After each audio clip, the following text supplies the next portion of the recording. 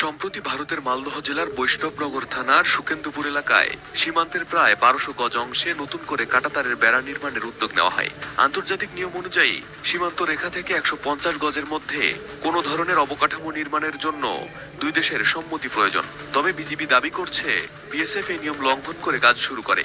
এ নিয়ে বিজিবি আপত্তি জানালে কাজ সাময়িকভাবে বন্ধ রাখা হয়।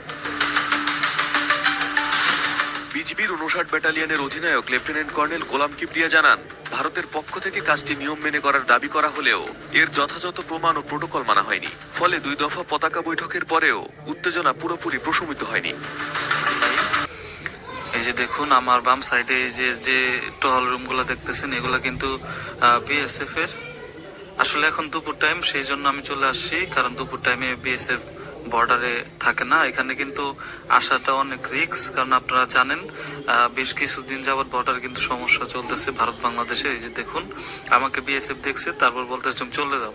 এই জায়গাটা আসলে সত্যি অর্থ অনেক সুন্দর। দেখুন এই যে আমার সামনে যে গরুগুলো দেখতে পাচ্ছেন, এগুলা বাংলাদেশের গরু, মানে বাংলাদেশের জমিতে ঘাস খাচ্ছে। আর এই যে তার পাশেই হচ্ছে এই যে বিএসএফ এর ক্যাম্প, টহল রুম দেখতে পাচ্ছেন। এখন ওই যে শিমুল গাছ, এগুলো গাছ দেখতে পাচ্ছেন, এগুলো কিন্তু শিমুল গাছ।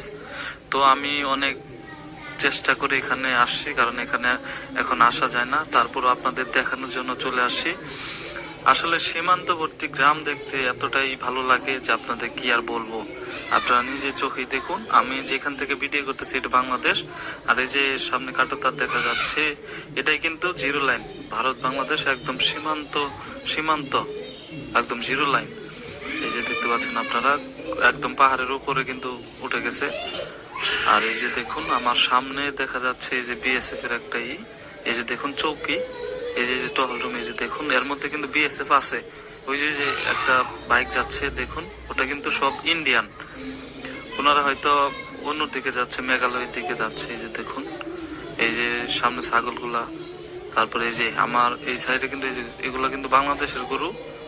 এই যে দেখতে পাচ্ছেন এই যে এই ভাইগুলা কিন্তু বাংলাদেশি, আর এই যে গরুগুলা ঘাস খাচ্ছে বাংলাদেশে। কত সুন্দর লাগতেছে দেখুন। এই পাশে বাংলাদেশ, মাঝখানে যে দেখুন বর্ডার, আর ওই যে বর্ডারের ওই সাইডে পাশেই হচ্ছে একটা বাইক যাচ্ছে।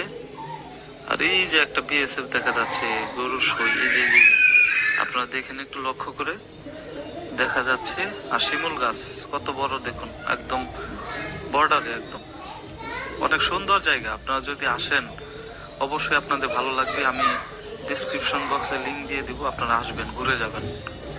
বন্ধুরা আমার সামনে যে এটা দেখতে পাচ্ছেন চৌকিটা, সেটা হচ্ছে আমাদের বাংলাদেশের বিজিবি যে চৌকি।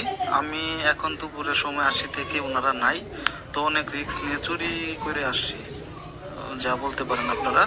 তো এইভাবে এসে যে দেখতেছি, দেখুন এখন কিন্তু বর্তমানে বিএসএফ নাই, তার জন্য আমি আইসা ভিডিও করতে পারলাম। এখন যাচ্ছে কাকুর এখানে, দেখি উনি মনে হয় ভাত খাচ্ছে। যাই দেখি কি দিয়ে ভাত খায়, একটু দেখি।